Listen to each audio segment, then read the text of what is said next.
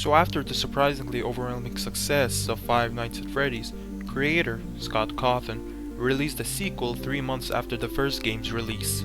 The sequel, simply named Five Nights at Freddy's 2, expanded everything from the first game, such as more animatronics, more jump scares, more mechanics, and of course, more lore. Hey everyone, the name's Sam, hope you're all doing well, and welcome to part 2 of my series called The Evolution of the Five Nights at Freddy's story. If you watched part 1, you should understand how this series works, but if you didn't, I'll give a brief explanation. We take a deeper look into the FNaF lore and see how it expanded/evolved after every new entry is released. So in part 1, I only tried to solve the FNaF story only using the first game, and in this part, I'll try to solve the story only using the 2 games, and see what this entry changes/expands to the FNaF story. And in part 3, where I'll cover FNaF 3, I'll try to make a timeline only using the 3 games, and so on and so on. Like part 1, I'll cut this video into 4 sections. The base game story, where I cover the story that is presented to us in face value. Easter eggs, where I show and describe all the Easter eggs in the game. Speculation, in this section we try to dissect and explain the Easter eggs and try to answer questions the game presents to us. And lastly, the timeline, where after I have all the pieces we need, we put them together into a coherent timeline of events. Now, let's begin! We start this game like last time, where we are presented with a newspaper with a job offering as a night shift guard at the newly reopened Freddy Fazbear's Pizza. We start the shift and we see this new and much bigger location. Despite it being new, it looks somewhat slightly decayed, hanging wires everywhere, happy birthday banners everywhere, liquid spilled and unclean. But of course, we see the main attraction. The new versions of Freddy, Bonnie, Chica, and Fox.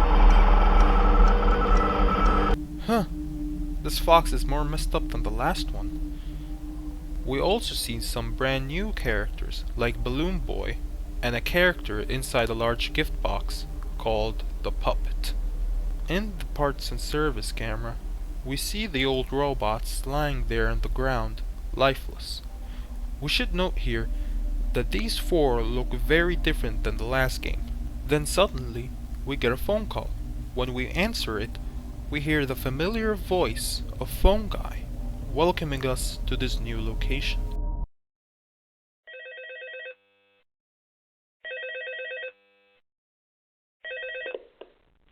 Hello and welcome to your new summer job at the new and improved Freddy Fazbear's Pizza. Like last time, we're going to list out all the important things that Phone Guy tells us. Now, I want you to forget anything you may have heard about the old location, some people still have a somewhat negative impression of the company.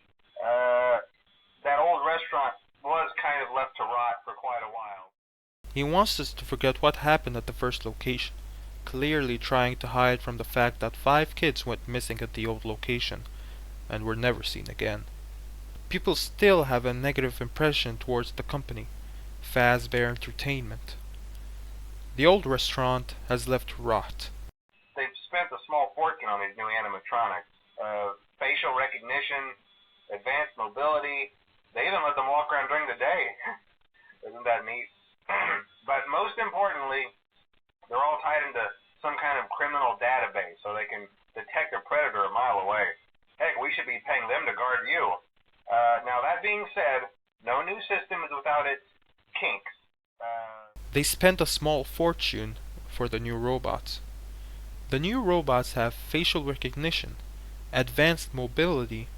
They even walk around during the day, which we know the robots from the first game were not allowed to do after the bite of 87. And they are also tied into a criminal database to spot criminals or predators. More on that in a bit. You're only the second guard to work at that location. The first guy finished his week but complained about conditions. We switched him over to the day shift. So, hey, lucky you, right? Mainly, he expressed concern that certain characters seemed to move around at night and even attempted to get into his office. Now, from what we know, that should be impossible. That restaurant should be the safest place on Earth. So while our engineers don't really have an explanation for this, the working theory is that the robots were never given a proper night mode. So when it gets quiet, they think they're in the wrong room. So then they go try to find where the people are, and in this case, that's your office. We're the second guard to work at this location after the first one finished his week and is now on day shift. Phone Guy thinks the robots are not giving a proper night mode, so they wander around looking for people to entertain. Something else worth mentioning is kind of the quirky modern design of the building. You may have noticed there are no doors for you to close. But hey, you have lights, and even though your flashlight can run out of power, the building cannot. So don't worry about the place going dark. We hear the old location used to have doors like the last game. And that's it for the first night, so let's go into the second night and hear the second phone call.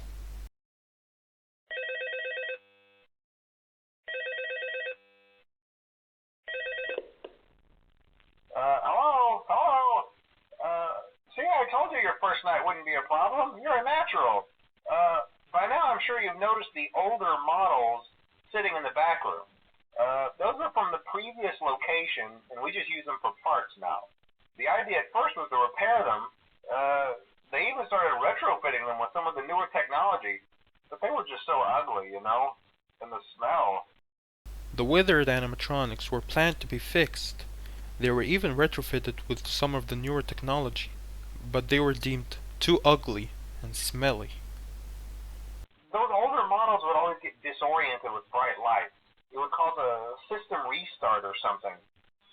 Come to think of it, you might want to try that on any room where something undesirable might be. It might hold them in place for a few seconds. That glitch might have carried over to the newer models too. One more thing, don't forget the music box. I'll be honest, I never liked that puppet thing. It's always thinking, and it can go anywhere. I don't think the Freddy mask will fool it, so just don't forget the music box. Anyway, I'm sure it won't be a problem. Have a good night, and I'll talk to you tomorrow. The older models get disorientated by bright lights, and that glitch may have carried to the toy robots too. He says that the puppet is always thinking. That's it for phone call 2. Let's move on to night 3.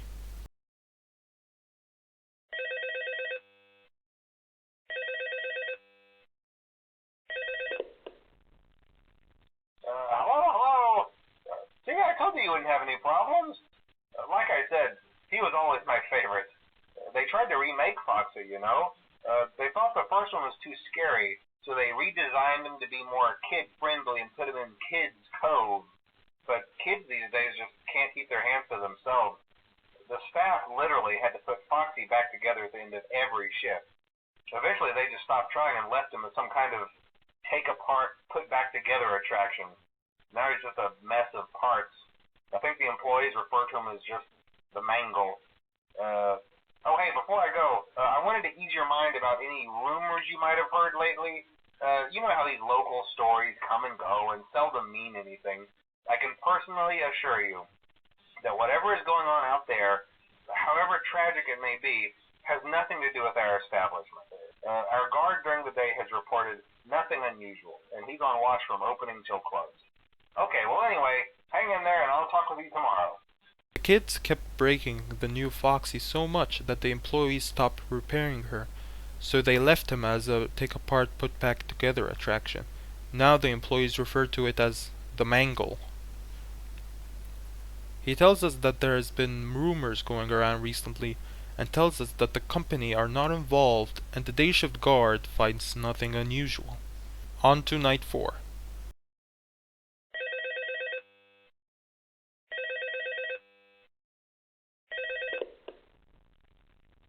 Hello. Hey there, night 4. I told you to get the hang of it. Okay, so just to update you, there's been somewhat of an investigation going on. We may end up having to close for a few days. I don't know. I went to just a precaution. Fazbear Entertainment denies any wrongdoing. These things happen sometimes. It'll all get sorted out in a few days. Just keep an eye on things and I'll keep you posted. Just as a side note though, try to avoid eye contact with any of the animatronics tonight if you can. Someone may have tampered with their facial recognition systems. We're not sure. But the characters have been acting very unusual, almost aggressive toward the staff. They interact with the kids just fine, but when they encounter an adult, they just stare. Anyway, hang tight, it will all pass. Good night. Is that an investigation has begun at the pizzeria, and the location may have to close for a few days. Fazbear Entertainment denies any wrongdoings. He tells us to avoid eye contact with the toy robots, because it seems someone has tampered with their facial recognition system, and the toys act aggressive towards adults, but they act normal towards kids. Now things are starting to get interesting. On to night 5.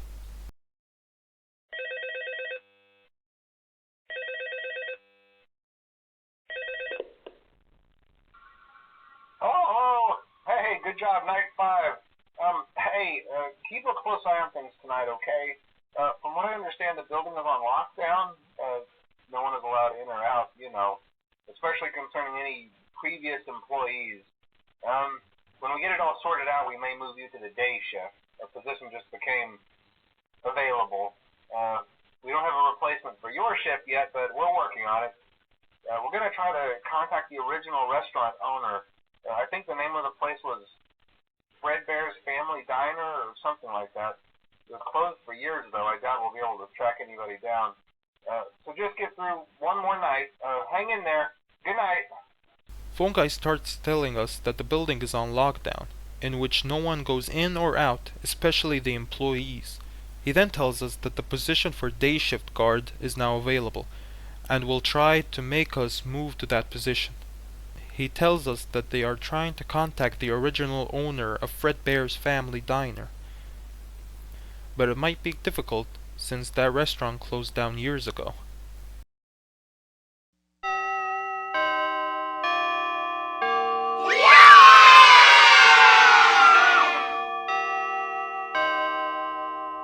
After the 5th night, we get a check of $100.50. Our name is Jamie Fitzgerald, and the date is November 12, 1987. And now for night 6. Hello. What on earth are you doing there? Didn't you get the memo? The place is closed down, at least for a while. Someone used one of the suits. We had a spare in the back, a yellow one. Someone used it. Now none of them are acting right. Listen, just finish your shift. It's safer than trying to leave in the middle of the night. We have one more event scheduled for tomorrow, a birthday. You'll be on day shift. Wear your uniform. Stay close to the animatronics and make sure they don't hurt anyone, okay? For now, just make it through the night. When the place eventually opens again, I'll probably take the night shift myself. Okay, good night and good luck. Fungi immediately tells us that the restaurant has shut down. Someone used a yellow suit in the back. The restaurant has one final birthday party left for tomorrow and will be on day shift. And lastly, he tells us that when the restaurant reopens again, he'll be the night shift guard himself. After the night ends, we get a check of $20 and a newspaper that reads, "Robots scrapped. Freddy Fazbear's is closing. After being open only a few short weeks, Freddy Fazbear's Pizza is closing its doors. The new animatronics will be scrapped due to possible malfunctions. However, the original characters are being kept in hopes of a possible reorganization of the company." It's a minor setback. We are confident that we will reopen someday, even if it is with a much smaller budget. CEO of Fazbear Entertainment. Like the last game, we get a custom night, aka night 7. After the 7th night, we get fired. But wait, we're not playing as Jeremy, we're playing as a brand new character. Our name is Fritz Smith, which means Jeremy did truly go to the day shift, and Fritz is his replacement. We get fired for tampering with the animatronics and odor. Again. I guess you become the stinkiest man alive when you work as a night guard at Freddy Fazbear's Pizza.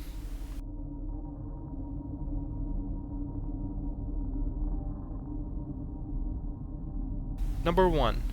In Party Room 4, one of the paper plates will disappear and reappear in the office.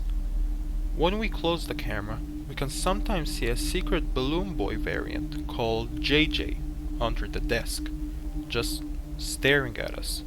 Menacingly! Number 3. When we fail to wind up the music box, and the puppet escapes, we can see a naked endoskeleton standing in front of the box, or in the vent. Number 4. Sometimes in the Parsons service room, we can see a shadowy version of Golden Freddy looking at us. Number 5. Speaking of shadow creatures, very rarely we see a shadowy version of Toy Bonnie, called They gonna and if we stare at it for too long, it crashes your game. When we get a game over, we sometimes get a secret 8-bit minigame. The first one we play as Freddy Fazbear, and we have to take cake to children. But there is a child crying outside, and after a while of playing this game, a purple car appears, then stops in front of the crying kid, and then a purple man gets out of the car and kills the kid, then gets away, ending the minigame with the puppet jump scare.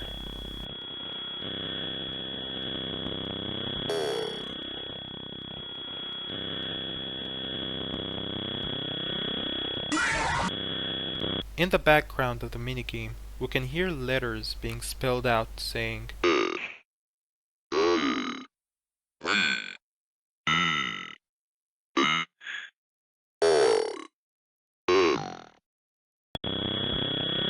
the second minigame we play as Foxy. We start at Pirate's Cove, then we have to run to 5 happy children.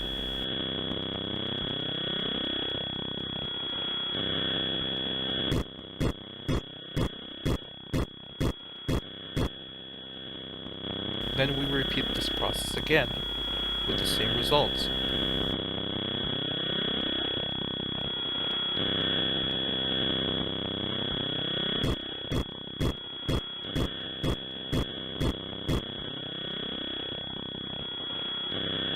But the third round, we can see a purple guy standing there, smiling.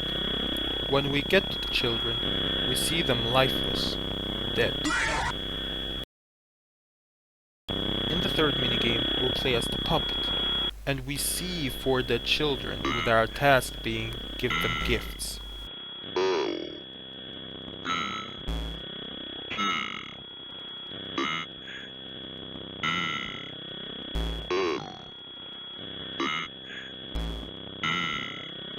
After that, our task is to give them life.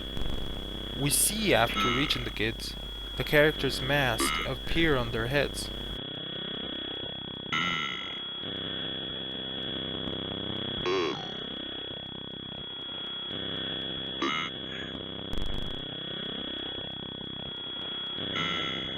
But after we give life to the final kid, very briefly, we see the 5th kid appear in the middle, and then Golden Freddy jump scares us, ending the minigame. The 4th and last minigame, we play as Withered Freddy in the FNaF 2 location, where we see a massacre has unfolded to us. In total, 5 kids are dead and scattered around the establishment. Our mission is to follow the puppet. We also hear the voice again that spells out letters. This time it says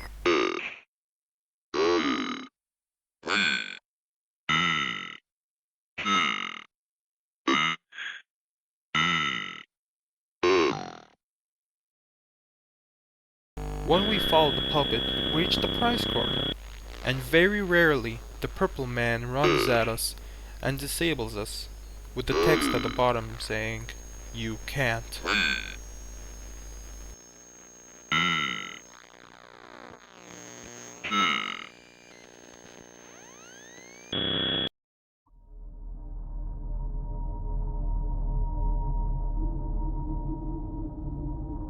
So we have a lot to unpack here, so let's begin. Firstly, we can easily decipher that this game is a prequel. I mean, the only evidence we need is that the weathers were kept to be repaired and to be put in a smaller location, which we see happens in the first game. Also, after the closure of the FNaF 2 location, this game takes place in 1987, and the first game takes place in 1993. And if that's not enough, we have a returning phone guy after he dies in the first game. Oh, hey, wow, day 4. I knew you could do it. Hey, listen, I may not be around to send you a message tomorrow. It's been a bad night here for me. I'm kind of glad that I recorded my messages for you when I did. Hey, do me a favor.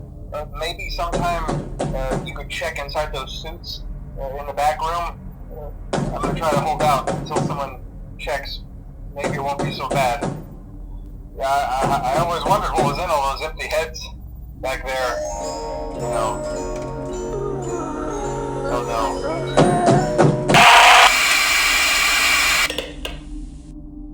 And in this game, in his last phone call, Phone Guy tells us that after the place reopens, he will become the night guard himself. When the place eventually opens again, I'll probably take the night shift myself. Which we see happen in the first game as well. So yeah, the game is a prequel. Now, let's talk about the purple guy and the killings. It's pretty clear that the purple man is the one that started all this. He was the one who killed the 5 kids in the old location. But in the minigames, we don't just see 5 kids, we see an extra of 6 more kids killed by him. 1 outside the restaurant, and 5 more in the FNaF 2 location. And we know these 5 new kids are not the 5 that possess the old robots, since we see Freddy and Golden Freddy are already alive. So in total, 11 kids are killed by the Purple Man. Alright, so let's make a rough timeline of the Purple Man and his killings. I'm confident that the kid outside is the first victim, and he possesses the puppet, since the puppet jump scares us after the minigame ends. And we see him alive before the 5 kids possess the old gang. After that, 5 extra kids in the FNaF 2 location are killed, and possess Toy Freddy, Toy Bonnie, Toy Chica, Mangle, and Balloon Boy. Speaking of this minigame, we see Purple Guy wearing a badge. That tells us he's a security guard. And we know Jeremy is only the second guard to work at this location.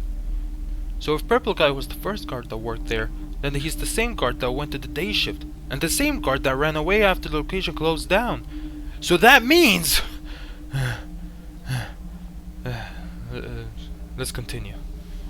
Now let's go back to the first game, because there are some points we need to cover that kinda changes the context of the game's story because of this sequel. Firstly, Phone Guy tells us that the robots have been performing for 20 years. If I were forced to sing those same stupid songs for 20 years and I never got a bath, I'd probably be a bit irritable at night too. Which is now kind of false, since they were used for parts and later redesigned after the events of the sequel. So yeah, I guess he was either exaggerating or Scott just retconned it. Let's also talk about the Bite of 87. Last video, I theorized that it could be Foxy, but now that's hardly possible, since the location closes in November, and I don't think the restaurant could be able to reopen in a month. The earliest it could reopen is in 1988, so FNaF 1 Foxy is out of the table. Now, who could it be? Firstly, it has to be a toy animatronic, not a withered, since they are being reused and the toys are also getting scrapped. The only candidate is Mangle. Why? She has sharp teeth, his jaw is unhinged most of the time, and in the jump scare it clearly lunges to your head. When we first open Five Nights at Freddy's 2, we get a cutscene showing us a POV of Freddy on stage, and as every new cutscene is presented to us, we see Chica and Bonnie getting more aggro. In the third cutscene, We even see Golden Freddy, and in the last cutscene, we see the puppet appear and essentially calm them down. So what's this about? Personally, I think after the events of FNaF 2, when the Withers got redesigned, I think we see the kids wake up in their new bodies, confused, angry. But when the puppet arrives, he calms them down by telling them, "It's me." Let's now talk about the secret animatronics that appear around the restaurant. First off, JJ. She's just another variation of Balloon Boy and doesn't seem to be haunted, since she doesn't kill us. Next, we have the bear endoskeleton. It also seems that it's not haunted as well, since he doesn't try to kill us. My theory is that the restaurant has so many spirits in it that they are able to make lifeless things move much more. Like in the first game, we see a bear endoskeleton and various heads move to look at us, but we don't see them move anywhere else, since the amount of spirits influencing the location are significantly less than what we see here. Lastly, let's talk about Fredbear's Family Diner. According to Phone Guy, Fredbear's was the original restaurant and was owned by someone else. But the most interesting thing is that the current owners want to contact the original owner. Why? Maybe there's a connection between the original owner and the murderer that we don't know about just yet. Alright, that was a lot to unpack. Now, let's make a timeline.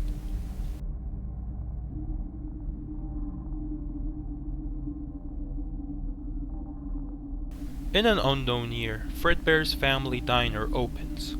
Then it closes for an unknown reason we don't know at this current time. Then the original owner sells the brand to someone else, creating Fazbear Entertainment. Their first location, named Freddy Fazbear's Pizza, opens with characters Freddy, Bonnie, Chica, Foxy, Golden Freddy, and the puppet. In an unknown year, a kid is locked outside the restaurant. Then the purple guy arrives and kills the kid, resulting in the kid possessing the puppet. On June 26th, Purple Guy, possibly working at this location, wears a mascot costume to lure 2 kids and kills them. Then he kills 3 more kids. He stuffs them into the suits so they can never be found. But unfortunately for him, he gets caught by the security cameras. But he doesn't get sentenced because the bodies are never found. The puppet makes the kids possess the animatronics. After a while, the robots start to smell, and the location closes down. In 1987, the new and improved Freddy Fazbear's Pizza opens with brand new toy animatronics: Toy Freddy, Toy Bonnie, Toy Chica, Mangle, BB, and JJ. They are also retrofitted with facial recognition to prevent what happened last time. The old gang are also there to be used as parts, except for the puppet. The first guard to work at this location is the purple guy. So when the place closes down for the day, the place would be all his. So, he uses the Golden Freddy suit to lure 5 kids and hide them away until the restaurant closes. And when the location closes, he kills them all. But then the puppet is awakened and needs the help of Weathered Freddy to save them. But the purple guy has the upper hand, and after deactivating Freddy, he tells the spirits, "You can't." We don't know what the purple guy did with the bodies, we just know their spirits are haunting the toys. Then when purple guy finishes his week, he goes to the day shift, and Jeremy Fitzgerald is hired as his replacement. During his shift, an investigation has begun in the location, possibly to find the 5 kids that went missing there. Additionally, the toys are acting strange towards adults. When purple guy saw that there was an investigation, he decided to run away, leaving the day shift position open. On Jeremy's 6th shift, the location has closed down, but there is one last birthday party to be held at this location. We can assume that the bite of 87 happened at that birthday party, Mangle biting someone's frontal lobe. Then Fritz takes only one shift, then the location closes. Fazbear Entertainment decide to repair the old animatronics and reopen the first Fazbear location. We know it's the first because Phone Guy mentions the doors from the first game to be from the old location.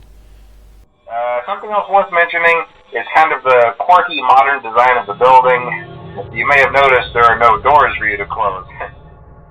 When the robots reawaken again, they are confused, angry in their new bodies, but the puppet is there to calm them down. The restaurant reopens in 1988. The robots aren't allowed to walk around during the day. In 1993, Mike Schmidt gets hired and survives a whole week at Freddy's because he's a sweat. But because of that sweat, he gets fired. Fazbear Entertainment announces that in year's end, Freddy Fazbear's is gonna close down. But what about the shadow creatures? What happens after the location closes down? That and more, coming in part 3. Well, that was a lot. I hope you guys are excited for part 3 as I am. Anyways, if you enjoyed this video, like, subscribe, all that YouTube shit again. And yeah, see you on the next one, guys.